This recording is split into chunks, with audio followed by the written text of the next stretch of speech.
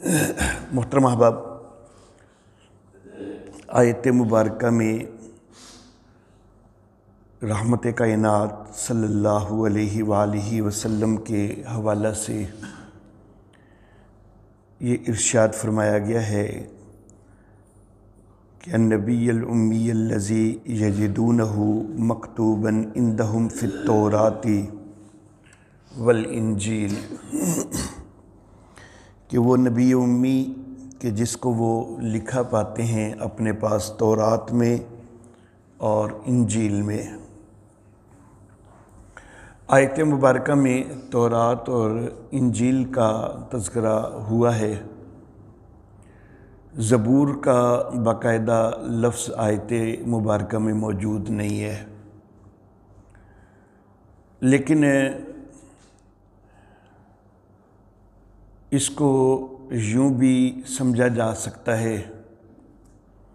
کہ مراد اللہ رب العزت کی سابقہ الہامی کتابیں ہیں۔ دو کتابیں جو زیادہ اہمیت کی حامل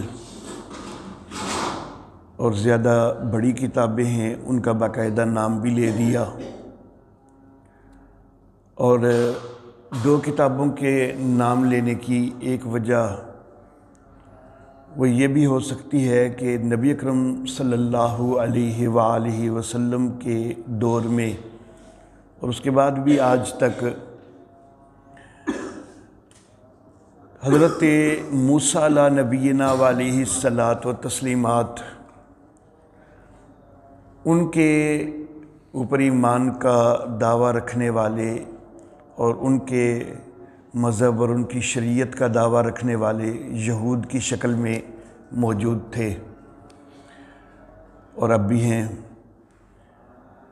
اور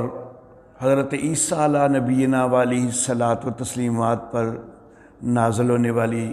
انجیل کا دعویٰ رکھنے والے اور اس شریعت کا دعویٰ کرنے والے وہ نبی اکرم صلی اللہ علیہ وسلم کے دور میں بھی موجود تھے، آج تک بھی موجود ہیں۔ لیکن زبور کی بطور شریعت جو ہے پیروی کرنے والے وہ نبی اکرم صلی اللہ علیہ وآلہ وسلم کے دور میں بھی اور آج کے دور میں بھی وہ اگر ہیں بھی تو وہ اتنی معمولی تعداد میں ہیں کہ جو ناقابل ذکر ہے۔ تو چونکہ زبور کے اوپر عمل پیرا لوگ جو زبور کو بطور شریعت اپنا رہے ہوں تو ان کا کوئی وجود موجود نہیں تھا، اور یہاں پر ذکر ہو رہا ہے کہ الذی یجدونہ مکتوبا عندہم، کہ جس کو وہ اپنے پاس لکھا پاتے ہیں۔ تو زبور کے تو دعوے دار ہیں ہی کوئی نہیں تھے، تو اس لیے زبور کا تذکرہ چھوڑ دیا گیا۔ تو بہرحال دو وجہ ہو سکتی ہیں، ایک یہ کہ زیادہ اہمیت تورات اور انجیل کی تو اس لیے ان دو کا تذکرہ کر دیا اور زبور کا تذکرہ چھوڑ دیا، اور دوسری یہ وجہ کہ زبور کے باقاعدہ پیروکار زبور کو بحیثیت شریعت اس کو تسلیم کرنے والے اور اس کا دعویٰ کرنے والے ان کی عدم موجودگی کی وجہ سے زبور کا لفظ چھوڑ دیا گیا۔ یا مزید اللہ رب العزت اس کی حکمت بہتر جانتے ہیں۔ تو تورات اور انجیل کا باقاعدہ نام لیا گیا، جبکہ بشارات تو زبور کے اندر بھی موجود ہیں اور دیگر صحف کے اندر بھی موجود ہیں۔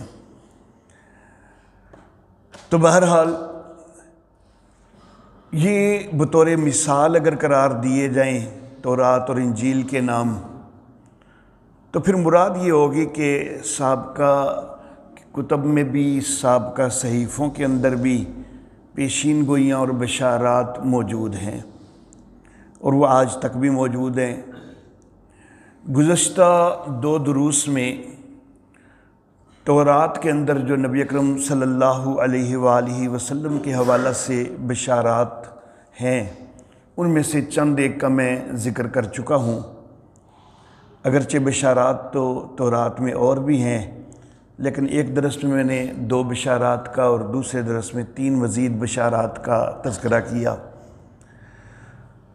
تو آج کے درس میں ہم زبور کے اندر جو موجودہ دور کے اندر ہمیں زبور ملتی ہے، تو اس کے اندر باوجود بہت ساری تعریفات ہونے کے آج بھی جو عبارات موجود ہیں جو نبی اکرم صلی اللہ علیہ وآلہ وسلم کی بشارت اور پیشگوئی بنتی ہیں، تو وہ چند عبارات ذکر کرنا چلا ہوں۔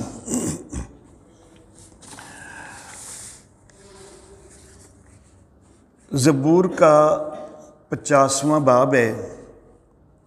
اس کی آیت نمبر 1 سے 6 تک کی عبارت یوں ہے: رب خداوند نے کلام کیا اور مشرق سے مغرب تک دنیا کو بلایا، سیون سے جو حسن کا کمال ہے خدا جلوہ گر ہوا، ہمارا خدا آئے گا اور خاموش نہیں رہے گا، آگ اس کے آگے آگے بھسم کرتی جائے گی اور اس کی چاروں طرف بڑی آندھی چلے گی۔ اپنی امت کی عدالت کرنے کے لیے وہ آسمان و زمین کو طلب کرے گا کہ میرے مقدسوں کو میرے حضور جمع کرو، جنہوں نے قربانی کے ذریعے سے میرے ساتھ عہد باندھا ہے، اور آسمان اس کی صداقت بیان کریں گے، کیونکہ خدا آپ ہی انصاف کرنے والا ہے۔ اس بشارت کے اندر سیون کا تذکرہ ہے۔ سیون اس کا ایک معنی ہے خشک پہاڑ، اور اس کا دوسرا معنی ہے ریگستانی مقام، اور یہ دونوں معانی جو ہیں یہ مکہ کے لیے انتہائی موزوں ہیں۔ مکہ کے پہاڑ جو ہیں وہ خشک پہاڑ ہیں اور علاقہ ریگستانی علاقہ ہے، تو یہ سیون کا جو ذکر کیا گیا ہے کہ سیون جو حسن و کمال ہے، جو حسن کا کمال ہے، تو یہ مکہ کا علاقہ اس سے مراد لینا وہ بالکل درست بن جاتا ہے۔ پھر اس عبارت کے اندر رب خداوند نے کلام کیا اور مشرق سے مغرب تک دنیا کو بلایا، تو اس کے اندر اس کلام کی پیشین گوئی اور بشارت ہے کہ جو ساری انسانیت کو مخاطب کرنے والا ہے۔ یہاں پر ہے نا مشرق سے مغرب تک دنیا کو بلایا، تو گویا کہ وہ کلام ساری انسانیت کے لیے ہے۔ تو وہ میرے آقا محمد عربی صلی اللہ علیہ وآلہ وسلم ہیں کہ جو ساری انسانیت کے لیے مبعوث ہوئے۔ قل یا ایھا الناس انی رسول اللہ الیکم جمیعا وما ارسلناک الا کافۃ للناس بشیرا ونذیرا۔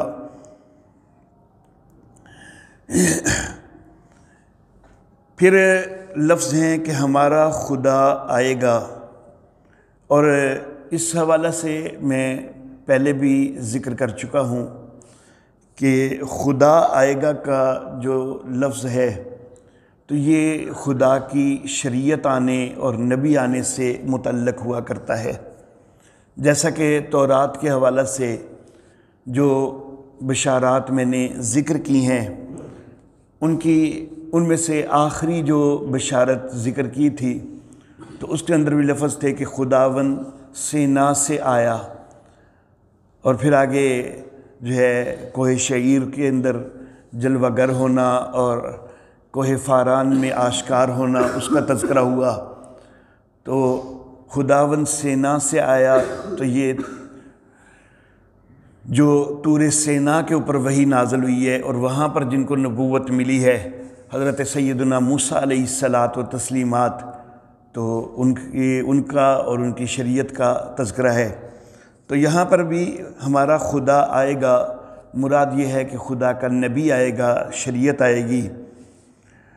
اور خاموش نہیں رہے گا، یعنی اپنی دعوت کو آگے پہنچائے گا، اور شروع میں بھی کہہ دیا گیا کہ خداوند نے کلام کیا تو وہ کلام الہی کو آگے پہنچائے گا۔ آگ اس کے آگے آگے بھسم کرتی جائے گی اور اس کی چاروں طرف بڑی آندھی چلے گی۔ تو یہ جہاد کی طرف اشارہ ہے کہ جہاد کے اندر دشمنوں کو جہنم رسید کرے گا۔ بڑی آندھی چلے گی کہ اس کے جہاد کی وجہ سے کفر و شرک کے ایوانوں میں زلزلہ بپا ہو جائے گا، جیسا کہ نبی اکرم صلی اللہ علیہ وآلہ وسلم کی تشریف آوری کے بعد کیسر و کسریٰ کے ایوانوں کے اندر زلزلہ بپا ہو گیا۔ اپنی امت کی عدالت کرنے کے لیے وہ آسمان و زمین کو طلب کرے گا، تو آسمان و زمین کو طلب کرے گا عدالت کے لیے، گویا کہ پوری دنیا کے اندر عدل کا نظام نافذ کرنے کا وہ داعی ہوگا، وہ پوری دنیا کے اندر عدل کا نظام نافذ کرنے کے لیے کوشاں ہوگا۔ تو یہ نبی اکرم صلی اللہ علیہ وآلہ وسلم کے ساری انسانیت کی طرف مبعوث کیے جانے کی طرف اشارہ ہے کہ میرے مقدسوں کو میرے حضور جمع کرو،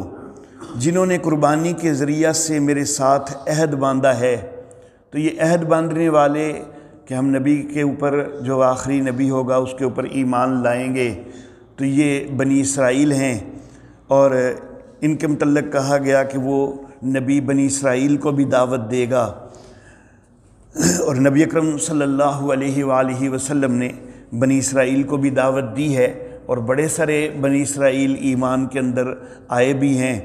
یہود جو مدینہ کے اندر آباد تھے وہ سارے بنی اسرائیل تھے، اور ان میں سے کئی مسلمان ہوئے، اور آسمان اس کی صداقت بیان کریں گے۔ تو آسمان اس کی صداقت بیان کریں گے، یعنی اس کے پاس ساتھ ایسا معجزہ ہوگا، ایسا ایک آسمانی معجزہ ہوگا کہ جس کا کوئی انکار کرنا ممکن نہیں ہوگا۔ آسمان اس کی صداقت بیان کر رہے ہوں گے، اور یہ معجزہ قرآن حکیم ہے کہ جو بار بار چیلنج دیتا ہے کہ اس طرح کی کتاب لا کے دکھا دو، 10 صورتیں لا کے دکھا دو، ایک صورت ہی لا کے دکھا دو، لیکن آج تک کوئی اس چیلنج کا مقابلہ نہیں کر سکا۔ تو آسمان جو ہے اس کی صداقت بیان کریں گے۔ سورۃ البقرہ کی آیت نمبر 23 میں اللہ رب العزت نے یہ چیلنج 6 دفعہ جو ہے وہ ارشاد فرمایا۔ یہ پہلے میں اس کے اوپر ذکر کر چکا ہوں کہ 5 دفعہ اس سے پہلے بھی چیلنج دیا جا چکا تھا۔ 6 دفعہ سورۃ البقرہ کی آیت نمبر 23 کے اندر اللہ رب العزت نے نزول قرآن کے لحاظ سے جو ہے وہ 6 دفعہ، تو اللہ نے فرمایا کہ وَإِن كُنتُمْ فِي رَيْبٍ مِّمَّا نَزَّلْنَا عَلَىٰ عَبْدِنَا فَأْتُوا بِسُورَةٍ مِّن مِّثْلِهِ وَادْعُوا شُهَدَاءَكُم مِّن دُونِ اللَّهِ إِن كُنتُمْ صَادِقِينَ۔ تو آسمان اس کی صداقت بیان کریں گے، کیونکہ خدا آپ ہی انصاف کرنے والا ہے، تو اس کے انصاف کا تقاضا ہے کہ پوری انسانیت کے لیے نبی مبعوث کیا جائے، اور اس کو وہ شریعت دی جائے کہ جو قیامت تک کے لیے قابل عمل ہو، وہ دستور نافذ العمل ہو۔ تو یہ ساری چیزیں جو ہیں یہ نبی اکرم صلی اللہ علیہ وآلہ وسلم کے اوپر صادق آ رہی ہیں۔ یہاں پر سیون کا لفظ ہے، تو بیت المقدس کے قریب ایک پہاڑ ہے جس کو سیہون کہا جاتا ہے۔ تو سیہون پہاڑ جو ہے اس کو مصداق بناتے ہوئے تو بعض نے کہا کہ یہ بشارت حضرت عیسیٰ علیہ السلام کی بنتی ہے، کیونکہ وہ بیت المقدس کے علاقہ میں آئے تھے۔ لیکن میں یہ عرض کرنا چاہوں گا کہ پہلی بات تو یہ کہ لفظ اس عبارت کے اندر سیہون نہیں ہے، سیون ہے، جس کا معنی میں واضح کر چکا ہوں کہ خشک پہاڑ بھی ہوتا ہے اور ریگستانی مقام بھی ہوتا ہے۔ اور دوسری بات یہ کہ اگلی جو ساری صورتحال ہے وہ حضرت عیسیٰ علیہ الصلاۃ والتسلیمات پر صادق نہیں آتی۔ انہوں نے جو ہے وہ باقاعدہ جہاد نہیں کیا۔ 30 سال کی عمر میں حضرت سیدنا عیسیٰ علیہ نبینا علیہ الصلاۃ و تسلیمات ان کو نبوت ملی ہے، اور تحقیق کے مطابق 33 سال کی عمر میں ان کا رفع آسمانی ہو گیا ہے۔ صرف 3 سال جو ہے وہ انہوں نے اپنی شریعت کی تبلیغ کی ہے۔ دوبارہ تشریف لائیں گے تو اس وقت وہ شریعت محمدیہ پر عمل پیرا ہوں گے، نبی اکرم صلی اللہ علیہ وآلہ وسلم کی شریعت پر عمل پیرا ہوں گے۔ اس وقت اگرچہ وہ جہاد کریں گے لیکن اس وقت وہ شریعت محمدیہ پر عمل پیرا ہو کر جہاد کریں گے۔ تو پہلے جو 3 سال کا ان کا دورانیہ گزرا ہے اس کے اندر کوئی جہاد موجود نہیں ہے، تو وہ ساری عبارت جو ہے وہ جہاد سے متعلق ہے، تو اس لیے یہ حضرت عیسیٰ علیہ السلام پر یہ صادق نہیں آتی۔ زبور سے دوسری بشارت، زبور کا 65واں باب ہے، اس کی پہلی اور دوسری آیت، اس کی عبارت یوں ہے: اے خدا، سیون میں تعریف تیری منتظر ہے اور تیرے لیے منت پوری کی جائے گی۔ اے دعا کے سننے والے، سب بشر تیرے پاس آئیں گے۔ تو یہاں پر بھی وہی سیون کا تذکرہ ہے، اور یہاں پر جو ہے سب بشر کا لفظ جو ہے وہ استعمال ہوا ہے کہ سب بشر تیرے پاس آئیں گے، تو گویا کہ وہ نبی جس کے متعلق یہ بشارت دی جا رہی ہے تو ساری انسانیت کی طرف اس کی دعوت ہوگی۔ یہ سب بشر تیرے پاس آئیں گے، اس کا محاورتاً معنی لیا جائے تو وہ تو یہی بنتا ہے کہ ساری انسانیت کی طرف اس کی دعوت ہوگی، اس کا پیغام ساری انسانیت کے لیے ہوگا۔ اور اگر محاورتاً کی بجائے لغوی مفہوم بھی لے لیا جائے تو نبی اکرم صلی اللہ علیہ وآلہ وسلم کی شریعت کے اندر ایک ایسا اجتماع موجود ہے جو کہ حج کا اجتماع، کہ جس کے اندر پوری دنیا سے انسانیت جو ہے وہ پہنچ رہی ہوتی ہے، تو گویا کہ لغوی لحاظ سے بھی سب بشر تیرے پاس آئیں گے، تو اس کی مطابقت جو ہے وہ نبی اکرم صلی اللہ علیہ وآلہ وسلم کے لیے بن رہی ہے۔ زبور میں سے تیسری بشارت، زبور کا 66واں باب ہے، آیت نمبر 1 سے 4 تک کی عبارت: اے ساری زمین، خدا کے حضور خوشی کا نعرہ مار، اس کے نام کے جلال کے گیت گاؤ، ستائش کرتے ہوئے اس کی تمجید کرو۔ خدا سے کہو تیرے کام کیا ہی محیب ہیں، تیری بڑی قدرت کے باعث تیرے دشمن عاجزی کریں گے، ساری زمین تجھے سجدہ کرے گی اور تیرے حضور گائے گی، وہ تیرے نام کے گیت گائیں گے۔ اب یہاں پر بھی ساری زمین کا لفظ بھی استعمال ہوا 2 دفعہ، اور یہ لفظ جو ہے ساری زمین کی طرف آنے والی شریعت محمدیہ کے لیے انتہائی مناسب ہے۔ اور پھر اس کے نام کے جلال کے گیت گاؤ، ستائش کرتے ہوئے اس کی تمجید کرو، خدا سے کہو تیرے کام کیا ہی محیب ہیں، تیری بڑی قدرت کے باعث تیرے دشمن عاجزی کریں گے۔ تو یہاں پر جہاد کے اندر دشمنوں کا مغلوب ہونا اور جو ہے اللہ رب العزت کا نام بلند ہونا، جس کو اعلاء کلمت اللہ کہا جاتا ہے، تو وہ یہاں پر واضح ہو رہا ہے۔ اور حضرت داود علیہ الصلاۃ و تسلیمات کے بعد جس نبی کے لیے خاص طور پر جہادی جو ہے وہ سرگرمیاں ثابت ہوتی ہیں، تو وہ نبی اکرم صلی اللہ علیہ وآلہ وسلم ہیں۔ حضرت سیدنا سلیمان علیہ الصلاۃ و تسلیمات، ان کے حوالے سے میں اگلی پیشین گوئی کے اندر ذکر کروں گا۔ تو بہرحال جو جہاد کرنے والے نبی ہیں اور اعلاء کلمت اللہ کے لیے کوششیں کرنے والے اور اس کو اللہ کے نام کو بلند کرنے والے، تو وہ نبی اکرم صلی اللہ علیہ وآلہ وسلم کی شریعت کے اوپر یہ ساری چیزیں جو ہیں وہ صادق آتی ہیں۔ زبور کے اندر چوتھی بشارت،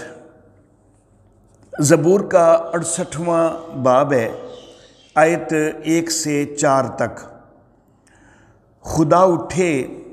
اس کے دشمن پراگندہ ہوں، اس سے عداوت رکھنے والے اس کے سامنے سے بھاگ جائیں۔ جیسے دھواں اڑ جاتا ہے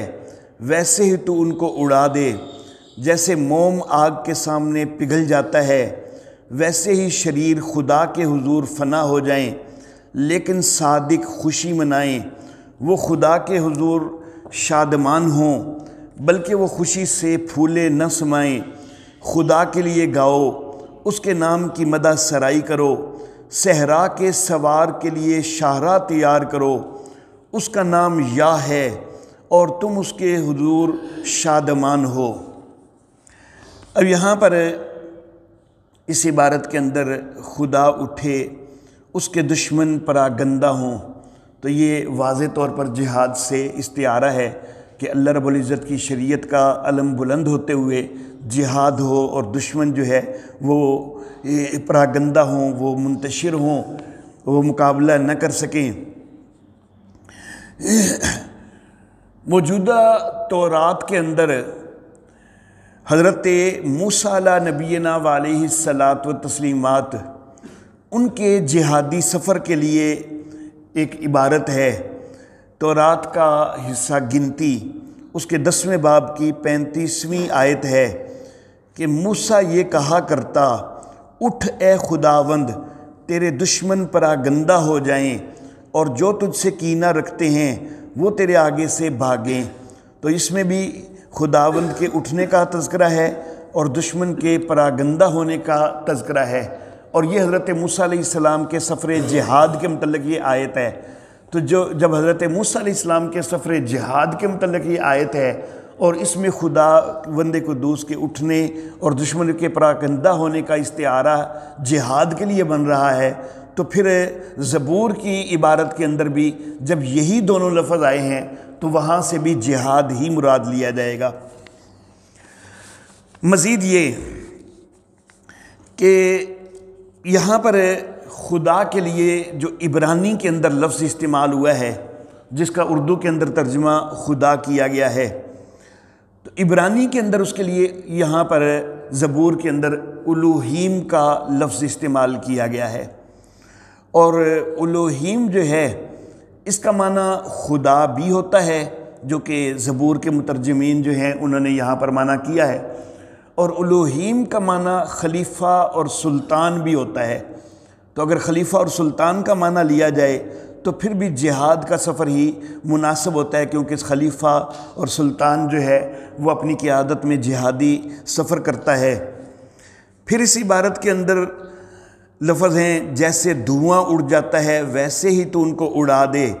تو یہ بھی جہاد کے سفر کے حوالہ سے مزید اس کے اندر جو ہے تقویت پیدا ہو رہی ہے۔ پھر مزید اگلے لفظ جو ہیں جیسے موم آگ کے سامنے پگھل جاتا ہے ویسے ہی شریر خدا کے حضور فنا ہو جائیں، تو یہ چیز بھی جہاد کے مفہوم کو تقویت دے رہی ہے۔ لیکن صادق خوشی منائیں، وہ خدا کے حضور شادمان ہوں، بلکہ وہ خوشی سے پھولے نہ سمائیں۔ تو صحابہ کرام رضوان اللہ علیہم اجمعین جس وقت جہاد کے سفر کے لیے نکلتے تھے تو ان کے نکلتے وقت بھی ان کی خوشی جو ہے وہ قابل دید ہوا کرتی تھی، اور فتح حاصل کرنے پر بھی ان کی خوشی جو ہے وہ بہت نمایاں اور قابل دید ہوتی تھی۔ پھر خدا کے حضور شادمان ہوں، یہاں پر بھی لفظ جو ہے وہ الوہیم ہے، تو خدا کے حضور شادمان ہوں اس سے یہ بھی مراد ہو سکتا ہے کہ جہادی سفر میں نکلیں اور اللہ رب العزت کی بارگاہ میں اپنی خوشی کا اظہار کریں۔ اور الوہیم کا معنی میں نے بتلایا کہ خلیفہ اور سلطان بھی ہوتا ہے، تو پھر نبی اکرم صلی اللہ علیہ وآلہ وسلم کہ جو سلطان المرسلین ہیں، سید المرسلین ہیں، سلطان الکونین ہیں، تو ساری کائنات کے سردار ہیں، تو آپ یہاں سے مراد لینے وہ بالکل درست بن جاتے ہیں۔ جبکہ خدا کے حضور شادمان ہوں وہ اس لحاظ سے بھی بڑا واضح سامنے آتا ہے کہ رحمت کائنات صلی اللہ علیہ وآلہ وسلم کے لیے صحابہ کرام نے کئی مواقع پر اپنی جانیں نچھاور کی ہیں، خاص طور پر غزوہ احد میں کئی صحابہ نبی اکرم صلی اللہ علیہ وسلم کا دفاع کرتے ہوئے شہید ہوئے ہیں۔ تو یہ ساری چیزیں جو ہیں یہ نبی اکرم صلی اللہ علیہ وآلہ وسلم کے لیے صادق آ رہی ہیں۔ یہاں لفظ جو استعمال ہوا ہے ایک کہ صحرا کے سوار کے لیے شاہراہ تیار کرو، صحرا کے سوار کا ترجمہ اردو ترجمہ کرنے والے کر رہے ہیں، لیکن یہاں پر جو عبرانی لفظ استعمال ہوا ہے تو وہ رخیب بارابوس کا لفظ استعمال ہوا ہے، جس کا ترجمہ جو ہے وہ صحرا کے سوار کا کیا جاتا ہے۔ یعنی جو اردو کے ترجمہ نگار ہیں انہوں نے یہ ترجمہ کیا ہے، لیکن اگر عبرانی ادب کو دیکھا جائے تو اس کا زیادہ صحیح ترجمہ جو ہے وہ خشک میدانوں کا سوار اور عرب کا سوار، یہ ترجمہ اس کا زیادہ واضح بنتا ہے۔ تو یہ ترجمہ جو ہے وہ نبی اکرم صلی اللہ علیہ وآلہ وسلم کے لیے زیادہ صادق آتا ہے۔ یہ زبور